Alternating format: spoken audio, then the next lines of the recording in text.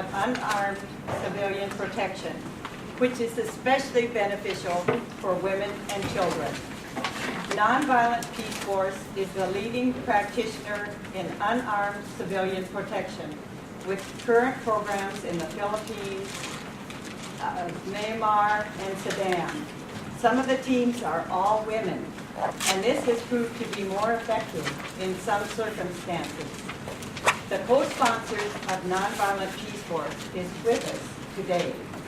Mel Duncan was a longtime social justice activist in Minnesota when he established the Nonviolent Peace Force in 2002. It sounds like we're giving you an obituary.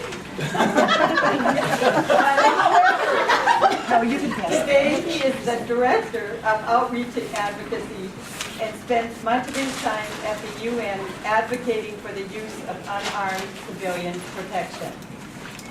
The 2015 acceptance of unarmed civilian protection as a UN strategy for their peacekeeping operation and strong review of the SCR 1325 support of UCP were critical recognitions. Mel and the Nonviolent Peace Force have been honored and recognized many times for their work in the field of advocacy. The most recent honor comes from the American Field Service Committee's nomination of the Nonviolent Peace Force for 2016 Nobel Peace Prize, and we really hope you get it.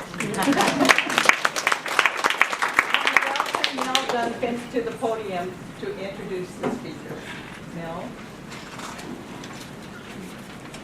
Well, thank you, Faye, and thank you, women graduates, for sponsoring this event.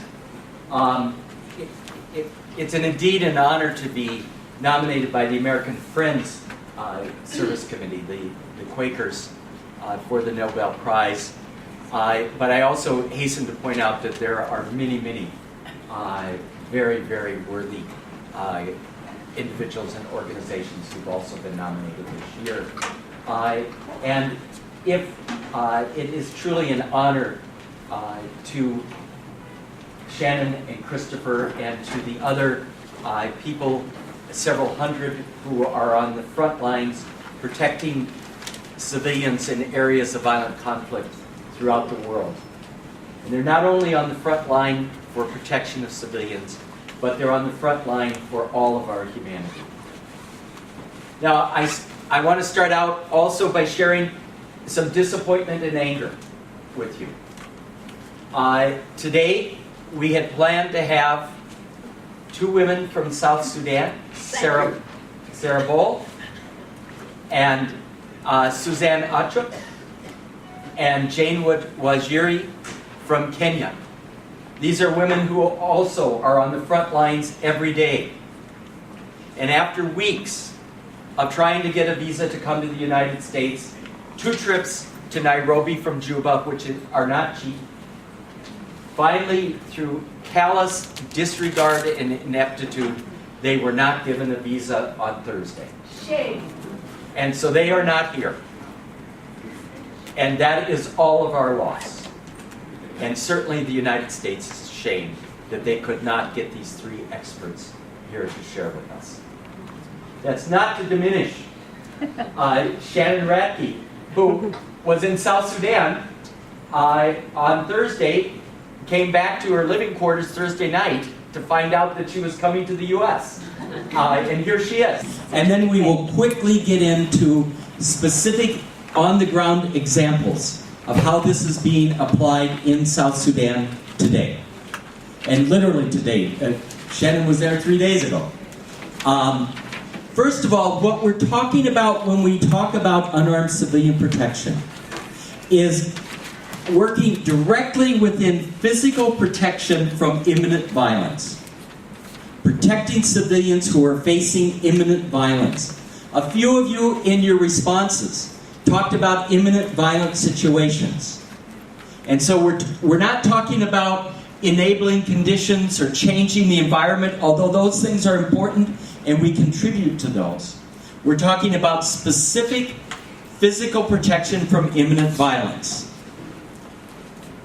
Now, in terms of methodologies, many people, when they hear nonviolence, they think about protests. They think about civil disobedience, about taking to the streets, which is an active form of nonviolence. But there are other strategic applications of nonviolence.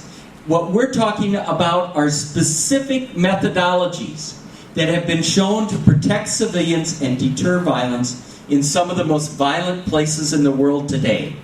You will hear illustrations from Chris and Shannon about protective accompaniment, about protective presence, about early warning, early response, about confidence building, all of which depends upon the active participation and agency of people at the local level, people from the grassroots, protecting themselves, working in conjunction with people from the international community.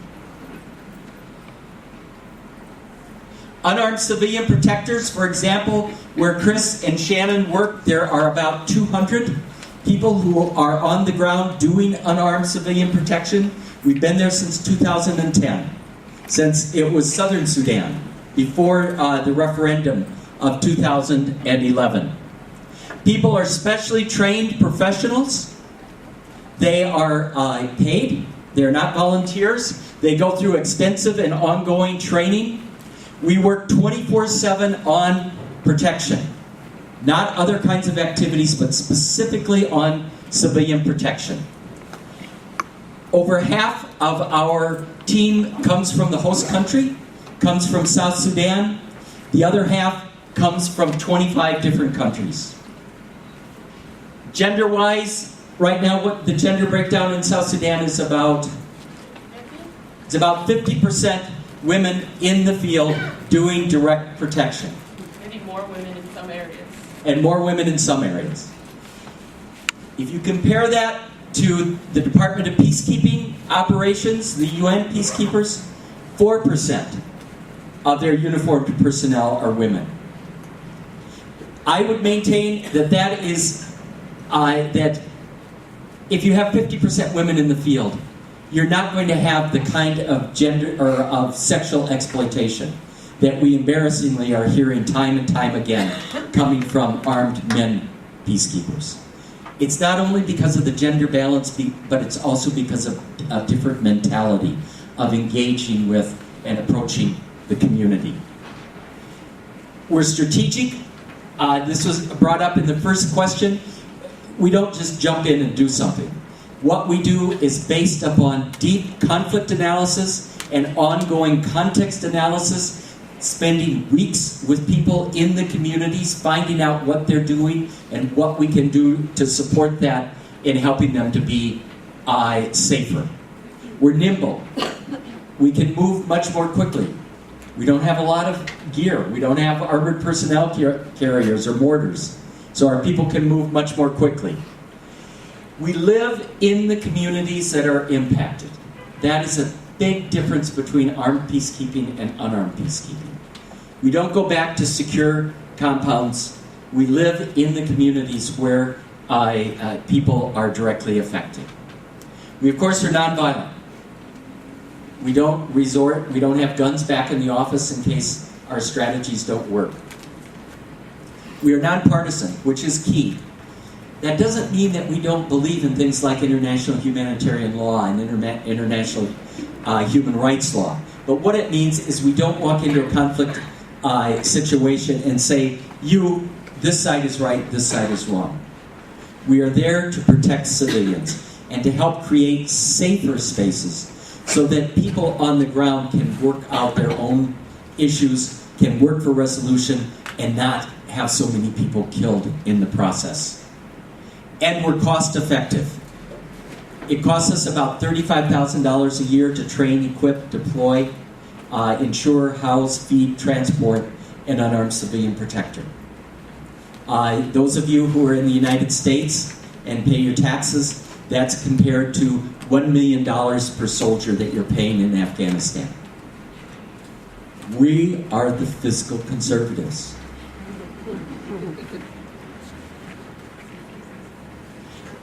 Not only NonViolent Peace Force is doing this work, but Selkirk College in British Columbia has been creating a database on this kind of work that's happening around the world. It is an emerging phenomenon. What they found, and actually this surprised many of us, that between 1990 and 2014, there were 50 non-governmental organizations that provided unarmed civilian protection in at least 35 countries around the world. This is emerging. People are trying it and testing it in a variety of places. Currently, there are at least 12 international non-governmental organizations who are at work in 17 areas of violent conflict, from the Philippines to Palestine to Colombia to Guatemala to the United States to Canada.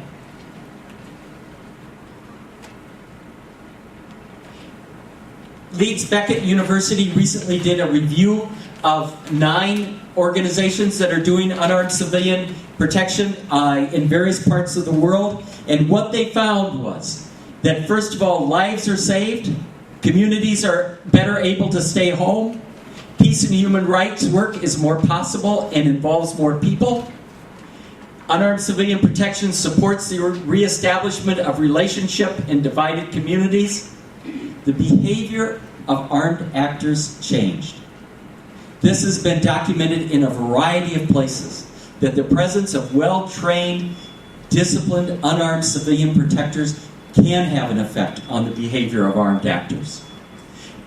Violence and threats of violence can be tackled by unarmed, trained civilians, and it takes time. It's not just a one-off quick, come in for a couple weeks, wrap things up and leave. It takes time. There were 3 major global reviews at the UN last year. One, the high-level independent panel on UN peace operations. The last time that was done was 15 years ago. It's 16 years ago, in 2000. They, in issuing their report last June, to many people's surprise, headlined their protection of civilians section with this statement. Exactly the one we did in the barometer. This was a high-level panel reviewing UN peace operations who found that unarmed strategies must be at the forefront of UN efforts to protect civilians. I know you never put this much text on a slide, okay, so I apologize. But in presenting this report, Jose Ramos Horta, who is the Nobel Peace Prize winner from Timor-Leste, who has seen a lot of violence. In fact, there was an assassination attempt, and he was deeply wounded in 2008. He was one of the main proponents of saying unarmed approaches must be in the forefront, and in fact that UN missions must coordinate with non-governmental organizations that are doing unarmed civilian protection.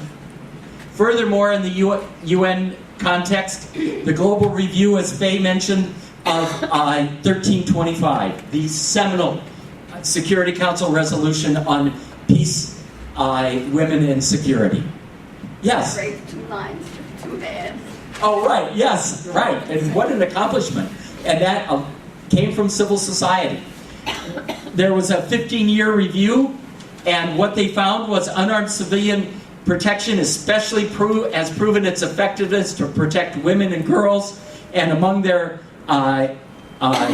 recommendations are that the UN should promote empowerment and nonviolent means of protection and scale up unarmed civilian protection.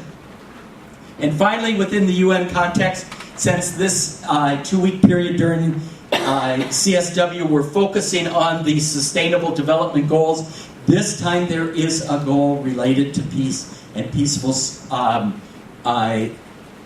communities. That sustainable development and everything else cannot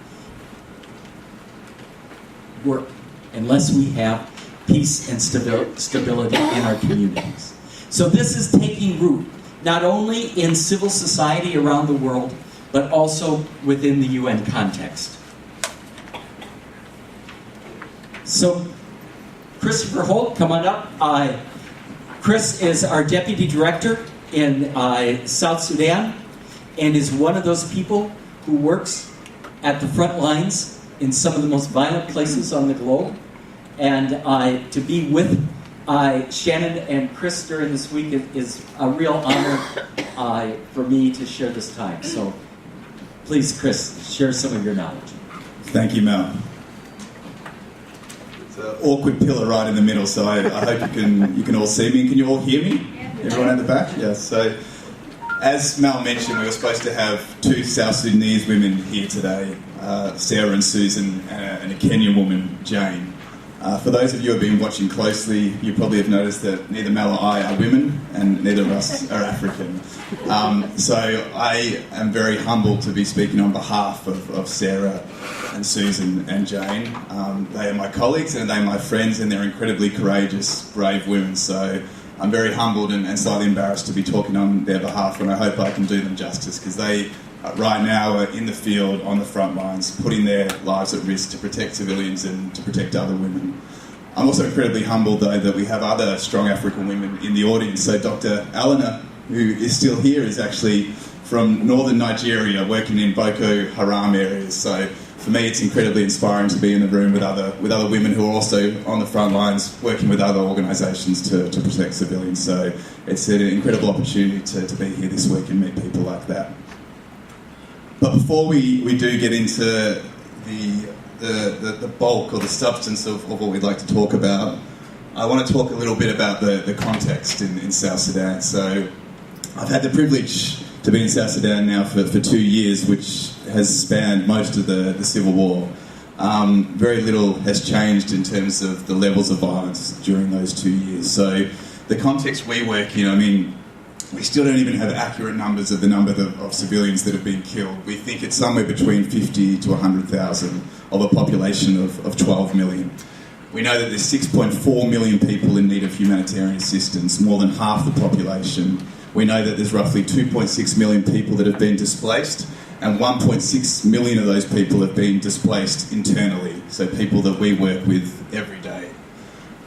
In terms of children, we know that there's 10,000 children that have been separated from their families. Children as young as 3 or 4 years old that are without parents and without guardians, unaccompanied by any adults, and are forced to search for food every day, to battle diseases, and unfortunately many of them die during the conflict.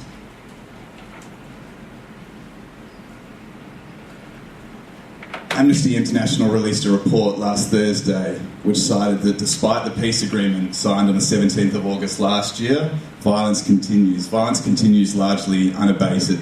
There's still, on a daily basis, violations, mass human rights violations, what could be called nothing else other than war crimes perpetrated against civilians regularly.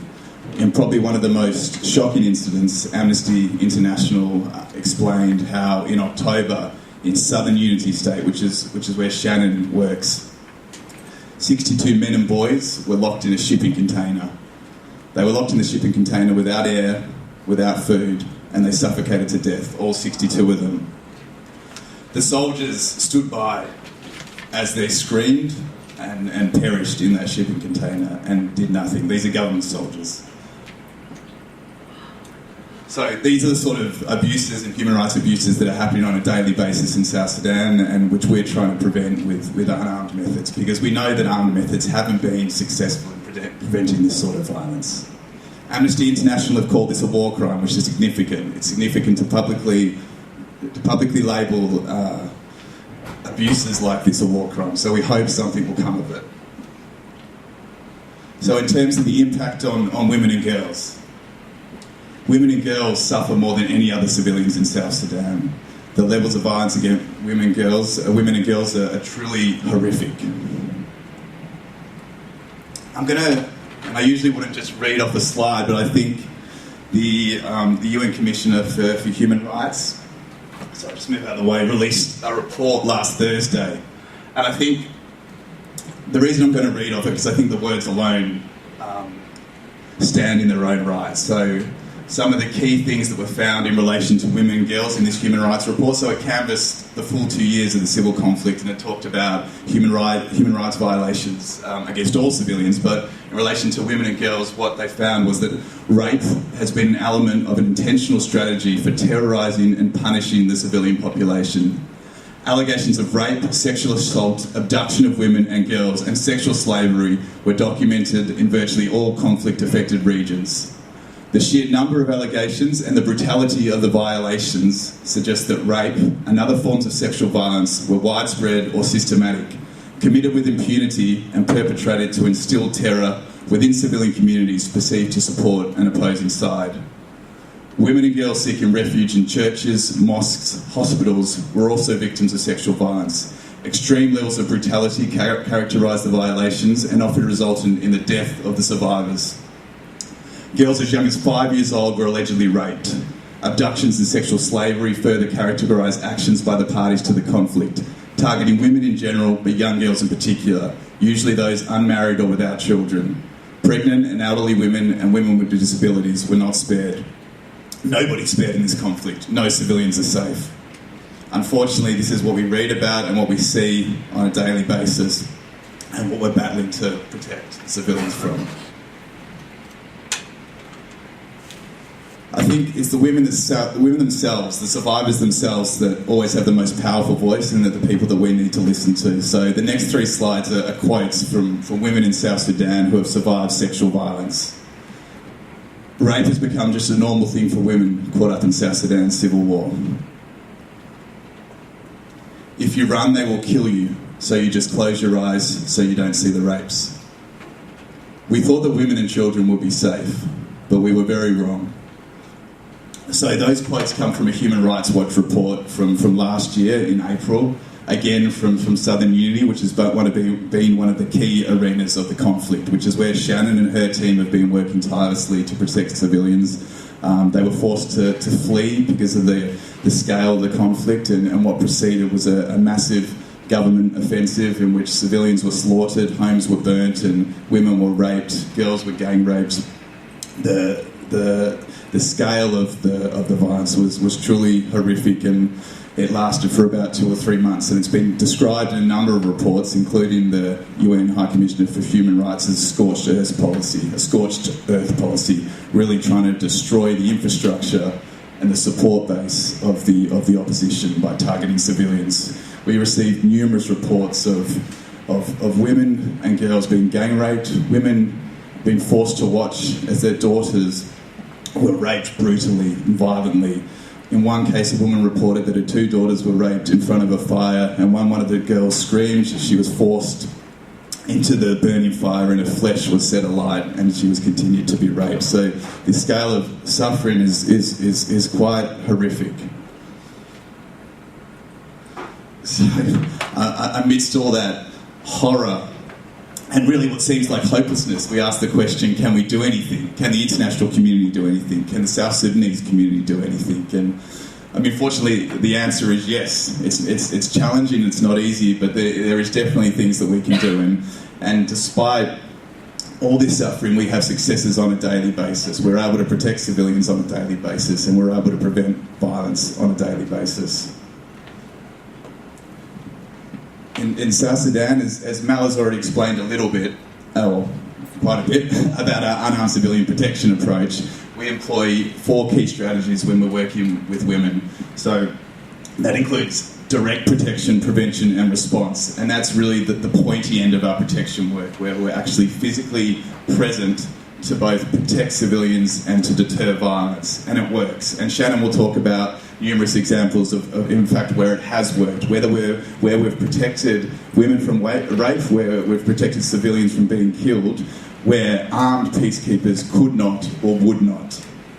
Positive messaging and awareness raising, so engaging the community when we're talking about sexual violence and we're talking about gender-based violence, particularly engaging men and boys, because the structures and norms in South Sudan are such that women are essentially treated like property. Men can own multiple wives and effectively buy and sell women like their property. So it's battling those social norms, but more importantly, encourage and empowering South Sudanese women to be the ones that are the agents of change. So supporting them to build their capacity so they can take the lead and actually be the agents of their own change and be the ones that are going to bring about positive change in South Sudan.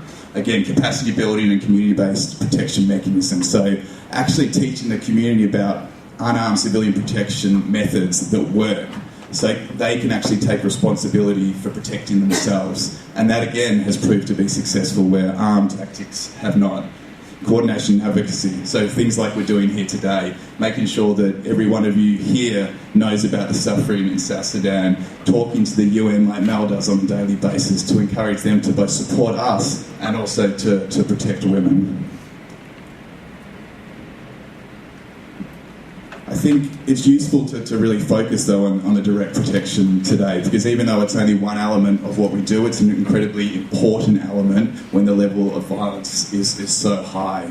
So some of the things that we do is proactive presence, which is being present in the community, forming relationships in the community, gaining community acceptance by making sure that all sectors of the community, from the authorities, from the militia groups, to women's groups, to the civilians, understand what we do, understand why it works, and understand that we are there to support them to protect themselves from violence. So sometimes that's even being just present in a hotspot.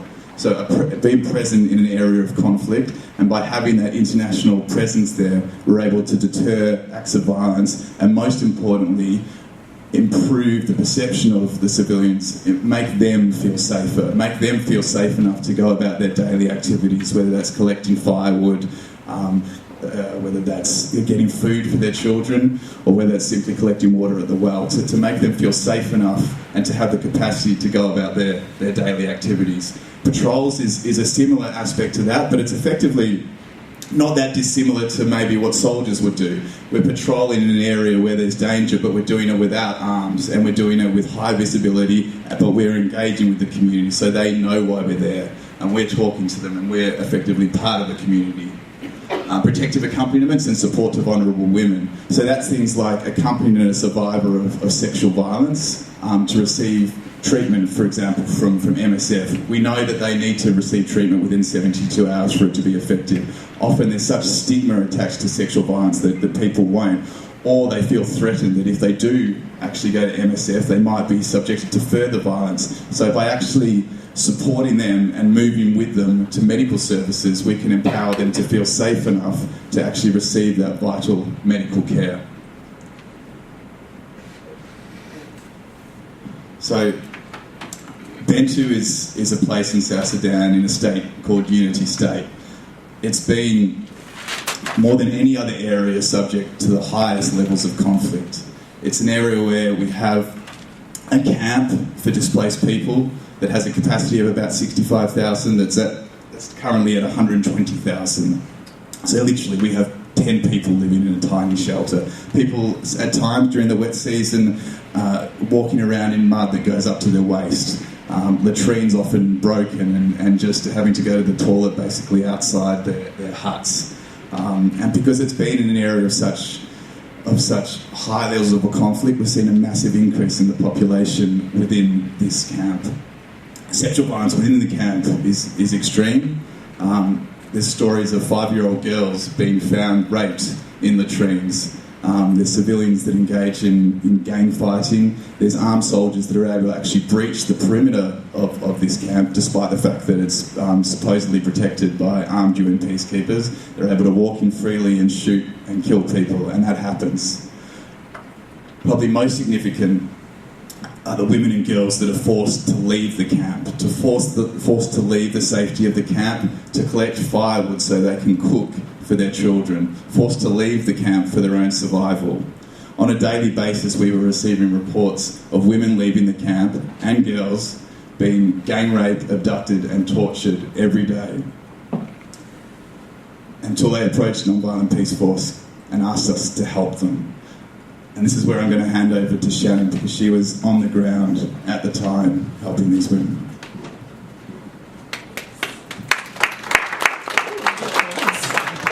Can you hear me? I know both Mel and Chris have already talked about Jane, Sarah, and Suzanne, but I do want to reiterate how how much of a travesty it really is that they aren't here. They're my sisters, my teammates. We were excited about this for 2 months. I mean, we're a large group of women in South Sudan. It's not even just the 4 of us. We're Kenyans, Zimbabweans, Americans, Australians. I mean, a big, big group. So I will do my best to speak on behalf of all of them.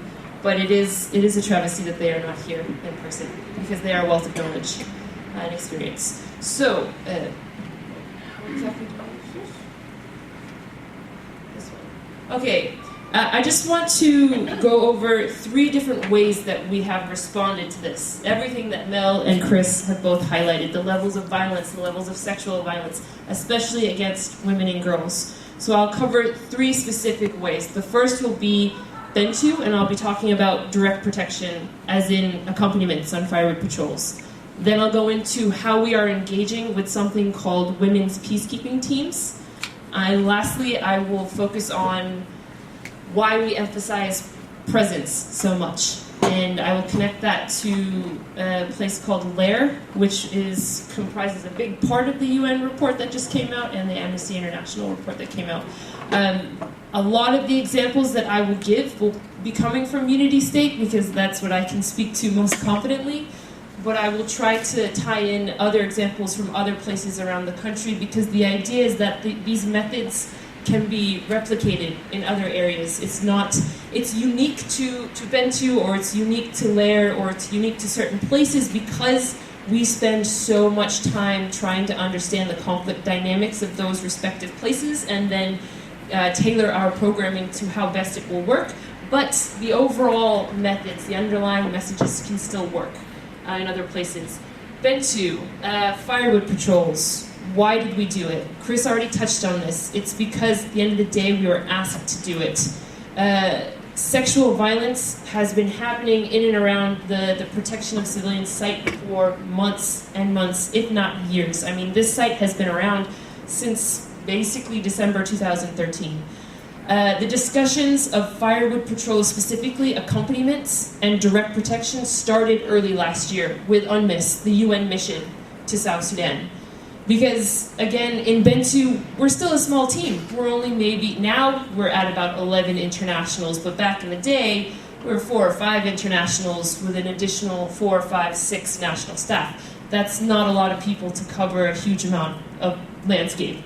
So the idea was to try to push UNMISS, or the UN mission, to go out on these patrols with their force protection units, with their guys, and we kept hitting our head against a wall. They would not go for a variety of reasons. They just would not go. And so from probably May until August of last year, constant debates within the team. Are we going to take this risk? Because walking outside of that camp, it is risky. Especially in the wet season, when the elephant grass is about 15 feet high, the paths are very defined, but you cannot see 100 meters in front of you. And we're talking about walking with 20, 30, 50, 100 women hours into the bush. But we made that decision. I'm happy to say and lucky to say I worked with a very strong team leader, David Browning, this became the center of his focus. I mean, we did programming around the POC, around the protection of civilian site, but when we decided to engage, we went in 100%, okay? And it was meant to be both responsive and preventative. Myself, David, one national staff, we would go on these walks, all right? We would go on these walks, walk beside these women, but at the same time, our other teammates were inside the POC, the protection of civilian site, messaging to other women, okay, if you can't walk with NP, please walk in groups, please avoid certain areas. We know where the hot spots are. So we were trying to deter further violence or work with them to see and make sure that they were using safe coping mechanisms. And the woman and walking 5 hours with her. No, it goes way... They can't see us with their eyes, but they'll very quickly hear that we're doing it. All right, so our visibility is maximized, right? We built relationships with the SPLA, the government in Bentu town. We tried to speak with the Division 4 commander, the military, even though he didn't want to speak to us.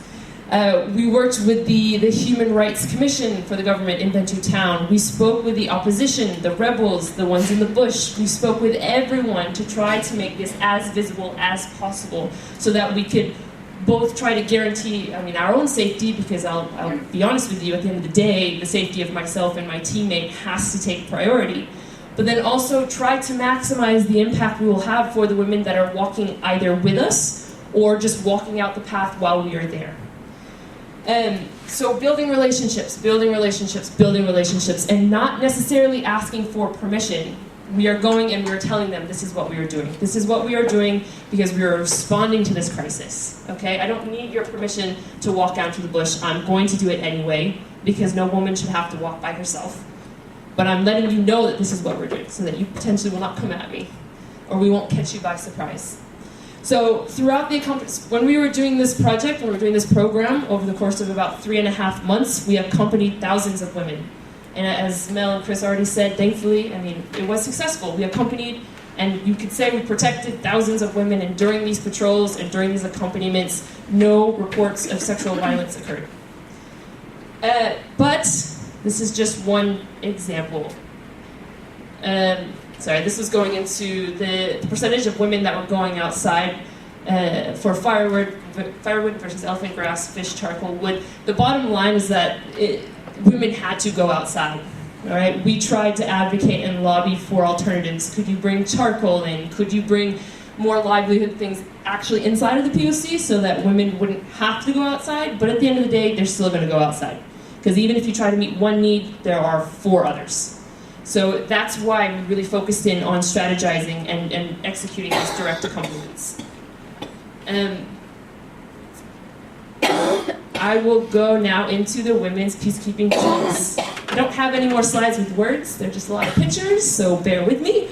But I will try to answer these 4 questions. When we're talking about women's peacekeeping teams in South Sudan, how are they formed? Who makes up these teams? What issues do they deal with? And what methods do they use?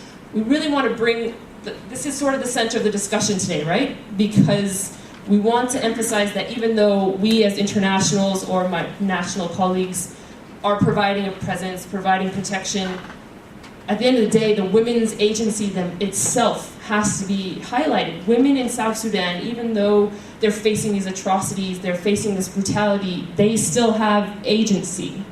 And it's about how we can engage with them to support them in strengthening that agency so that they can be a part of this process, the biggest part of this process, and executing protection strategies on the ground themselves.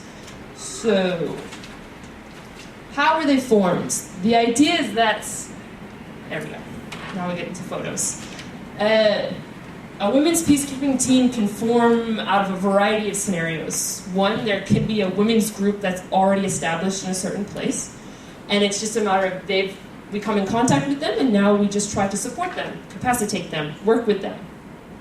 That happens sometimes, but the reality is that a lot of South Sudan, riddled with conflicts, a lot of these local women's associations and women's groups are scattered or broken down or just because of a reaction or consequence of the conflict. So in other scenarios, it might be a matter of just engaging the general community, meeting women constantly, building relationships with a variety of women's leaders, women's groups, women, in the church, in the school, anywhere we can.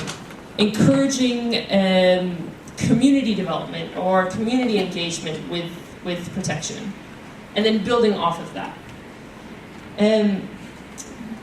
Who makes up these teams? Well, it's a similar question. It is IDPs, host community, women's leaders, church leaders, but not just leaders. They're representatives of the community. They may be elderly. They may come from the vulnerable groups. They may be representatives of female-headed households. It's every women's peacekeeping group looks very different in size and in scope, and there are a number of these peacekeeping teams that include men. The catch is that the men will not hold any sort of leadership position inside of the team. I just like these pictures, so I'll keep going. What issues do they deal with? We're talking about access to justice, reporting, So they themselves will assist in accompanying women to reporting crimes to whatever traditional justice mechanism is in place. GBV, SGBV, response and prevention. Not just SGBV that comes out of this conflict or out of this fight, but domestic violence issues. I mean, in some areas where women are very open about domestic violence, they're willing to work on it. In other areas, it's a hush-hush topic. You don't hear about this for 8 months, and believe me, I've lived in these communities for 6 to 8 months and longer, and sometimes I've met the same woman for 4 months straight every week, and then she finally opens up to me. This is, again, why presence is so important. Mentorship to younger women and young girls. They also work on promoting education for girls and child protection, dealing with unaccompanied and separated children, and running safe spaces for children to play in. They work in mediation. They also focus on community protection because women are so integral to protection in communities in multiple different ways. And then they work on inter-clan and intra-clan disputes over revenge killings, cattle raiding, forced marriages, abductions. In some areas of South Sudan, they intervene. Some areas, not so much, because they don't have the confidence yet. But in some areas, they are such a strong unit that they can intervene and they can interposition themselves in the conflict that's going on. And there is a positive effect. One example is in a place called Rumbek, which is in Lake State, or formerly recognized as Lake State in central southern Sudan. In Rumbek, we have been working with women's peacekeeping teams for years at this point. And recently, I believe last year, a women's peacekeeping team put itself literally in between two warring groups, two clans, two communities that were about to full-on fight each other over a revenge killing. And one woman from this particular women's peacekeeping team put herself in the middle of the road. I'm talking literally in between the two groups and started praying. This woman is a mother. This woman was connected to one of the groups. And it got them to stop. It got them to stop, sit back, cool down, and think about what they were doing. So again, who was part of these women's peacekeeping teams? Mothers, sisters, daughters, but mothers. In this particular incident, mothers could actually shame their sons into stopping and not escalating the violence. Another area or issue that they deal with is in sustainable and local peace initiatives. So in another area of the country called Northern Barghazal, I don't know if anyone's familiar with Awil, there have been long-standing border issues in this area between Abyei, Sudan, and South Sudan, Northern Barghazal. I'm going to mispronounce this, so please bear with me. Missouriya of Abyei migrate down into South Sudan, into Northern Barghazal. So you've got Dinka ethnic tribe in Northern Barghazal, you've got the Missouriya in Abyei. Every year they migrate down, and for years and years and years and years and years, there was always fighting, always tension, always cattle raiding. And then a peace conference started. And who were prominent people on this peace conference? Women from both sides, including women of the women's peacekeeping team from Northern Barghazal. They would sit at this conference in a meeting before the migration, and they would sit at this conference in a meeting after the migration. And this has been successful for years. The same women's peacekeeping teams have also been integrated into the traditional justice systems of Northern Barghazal. So any cases relative to GBV, any cases relative to women and girls, they are the ones that are referred to handle the cases, and they are respected, and the way that they handle it is legitimized, taken seriously. What methods do they use? They use UCP, I'd like to say that. They focus on direct protection, like we highlighted, accompaniment, patrolling. Again, these are things we collaborated with them. We sat and we had trainings after trainings. What are methods that you can use? What are protection tools that you can use? Direct protection is one of them. Construction and execution of referral pathways. In many areas of South Sudan, there are virtually no services. In the protection of civilian sites, yes, there's MSF, there's Doctors Without Borders, there's 3 other clinics, okay? In Southern Unity, in Koch, and in Lair counties, there's virtually nothing. That doesn't mean there doesn't exist support networks for women who are victimized. And so these ladies of the Women's Peacekeeping Team will find a pathway. They will find women that can support other women. They will find women that can support children that have been orphaned. They will find ways to support each other. Rumor control and dialogue and mediation. I've already mentioned a lot of these things. The biggest challenge that a women's peacekeeping team faces, in our opinion, right now is sustainability. Because you're talking about groups of women that are dedicating a massive amount of time and energy to these projects because they believe wholeheartedly in the effect that these strategies have, but they need to support their families. Many more and more of these families are female-headed households. More and more scenarios, these women are taking care of 8, 9, 10, 12 children. Not all of them are biologically theirs. And it's not unfair, I mean, to think if they start dropping off, it's because they have so many other pressures from family, and they have so many other pressures from their obligations, right? And so what we try to do is find additional ways to support them, keep them motivated, so they don't feel alone. And then lastly, I just wanted to touch on the importance of presence. What do we mean by presence? So I've kind of talked about two different areas of programming. One is direct protection, second is engagement with these women's peacekeeping teams, which, please bear in mind, they're not nonviolent Peace Force teams. They're not our teams. If the language is that they are our teams, we're doing something wrong. Because these are community entities. They are community owned. They are for the community for the community, right? And so I just want to take a step back and focus on what do we really focus on before we even get to that point? And it's about presence. In Southern Unity, like Mel and Chris highlighted, I've worked the most in Southern Unity, which has been the epicenter of violence for the last 12 months. We were evacuated from our site. My 4 national colleagues fled to the bush. We didn't know where they were for months. And it took us a good 4 months to negotiate access back into the area.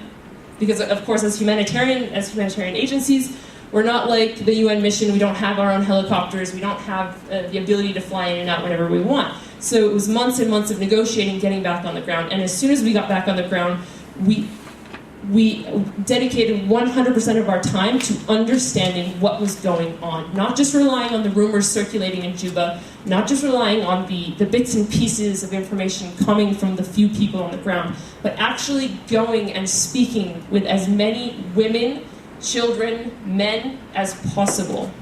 From Koch County to Mayadi County to Panjshir County, and then to Lair County. Lair is a hotspot of violence. Chris already mentioned why. I mean, it's in many ways one of the principal places for the opposition forces.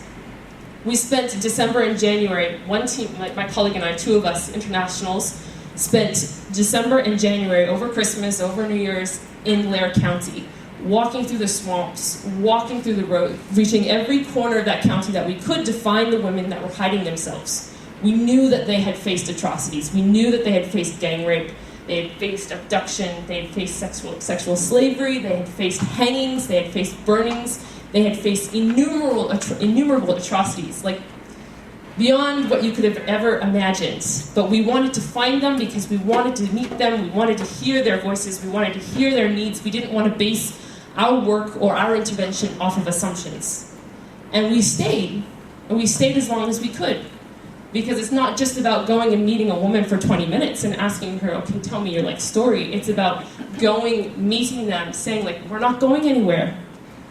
This is what we can do. We can provide our presence. Our presence, maybe if it provides you some confidence, if it provides you some stability, this is what we do. This is what I do. This is what my sisters, but Jane and Sarah and Suzanne do. And we have to be there for a while before we can even start programming. All right? That's what we mean by presence. It's about being there, literally being there, living there, speaking with them on a day-to-day basis. And that's about it. I think we've covered quite a lot. This is maybe a thought to end on. Something that my teammate and I heard a lot when we were in Southern Unity over December and January was this question. Not just from women, but from men too. They didn't understand why internationals weren't on the ground. They had been begging and pleading for protection for 6 months. And it took 6 months before the UN mission actually set up a presence close enough to them for them to feel even minutely safe. And they kept asking us this question, Shannon, like, why? Are we not humans too? We know the international community is not responding. You being here, this makes us feel human. You listening to my story, this makes me feel human. Please tell people my story. Please do something with it. So I just wanted to leave it on that, so you can think about it. Thanks.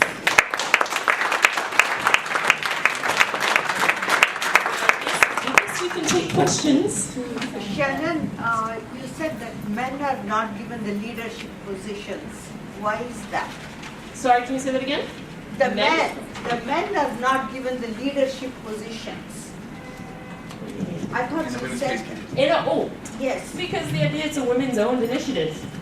To put it bluntly, in a lot of places in South Sudan, it's hard enough for women to feel that they have the space on their own to be organizing, mobilizing, and having a voice in a community, right? And often it is because they're in the background. The men are at the forefront of the traditional mechanisms of the government, of many of the things that are out in front and center. So if we have the ability, we're just supportive of women's-owned, women's-run initiatives.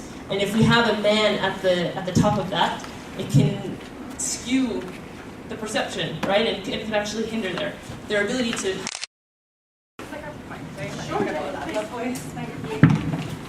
Thank you so much for coming in and doing all that today. I think there were 3 points that I kind of took from this. One was for all of us, and actually is the UN, as mentioned by Shannon, and aren't protecting as they say that they promise they have done. So you've seen them stand by and not protect as they said they would. Just recently, Italian troops under the umbrella of the UN were doing sexual abuse on violence of women and girls in CAR. And in Bosnia, actual UN troops were seen to do human trafficking. So I think we need to all have a call to arms to stand and call for this and speak this out this week particularly, and a call to arms to kind of keep them to hold their feet to the fire, I guess, to keep doing what they say they promise they do. The second one was that I know you guys are not partisan, so you can't sort of take sides on stuff, but I think it's really funny that this is funded by the USA, and we're sitting in the USA talking about unarmed civilian protection, and there were over 13,000 deaths by guns in the USA last year. I think for those graduates that might be here and funders looking to fund things like this, it would maybe be a good thing to look at your own country. The SDGs start at home. These things start at home. I think that's something we need to think about, not just helping Africa with these issues, actually standing in our own homes and saying what's going on here that we need to fund and take a stand on. And for you guys, I think it's brilliant what you're doing, and I think living in the communities is amazing, and I think it's really brilliant, and I completely get how you have to go research, you have to listen, and you also have to, what you were just talking about lastly, they want international people to kind of recognise this. But I think from what I've experienced is that to be sustainable, these things have to be run and owned by local nationals.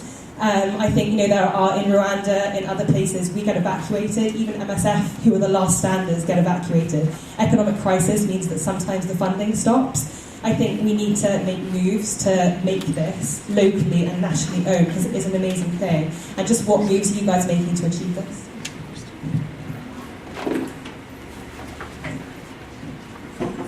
Thanks for your comments and the last question. So yes, sustainability is a key aspect of what we do, and increasingly as we spend more time in South Sudan, we've now been here over 5 years and invested a huge amount of money and resources. Not just us, but the people giving us money, donors, are looking for ways that we can make it more sustainable. So initially when the conflict erupted, a lot of our grants or a lot of our projects were for 6 months, so it was quite rapid and it was hard to measure the impact and hard to make it sustainable because we were responding to immediate levels of violence. But as we've stayed longer, we've been able to get longer projects. So our biggest project at the moment is for 3 years, and it's exclusively looking at ways to empower women and to prevent violence against women. And the whole aim of that project is to be sustainable. So over the course of 3 years, building the capacity of local women and local men and boys to actually protect and learn how to implement these protection measures. And again, through our national staff. So 130 of our 200 staff are nationals, and it's building their capacity and promoting them into leadership positions. So we have team leaders who are national staff, and we're always focusing on building the capacity of national staff so that that's also the whole point of the women's peacekeeping teams, and we have other peacekeeping teams. So we have child protection committees and general protection teams that are locally owned initiatives. So when we have actually left areas before, those teams have remained and continued to do the work of protecting civilians. The very first field site we went into, the women's peacekeeping team there that was formed about 5 years ago remains, even though we're not there, and they continue to do really important work. Can I also just add that it's, I have a big voice. I just want to add that an important part of our strategy, I talked about presence, but it's also about, we are all equipped with different strategies on community protection, early warning, early response. We know we have templates after templates after templates, but whatever. I mean, we go into a community and we seriously invest a massive amount of time of just working and building a relationship with the actors on the ground. And we even work with those actors to develop curriculum, training curriculum, so that it's tailored to their needs and so that it comes from them. We try as hard as possible. In addition to do no harm, it's about not imposing our Western values or our ideals or our protocols on them. And who are we to say this is right, this is not right? It's about how can we provide and facilitate the space for you as a community to dialogue on certain issues and to collaborate and to work with us on strengthening certain I know we don't want to use the word mechanisms, but local protection mechanisms.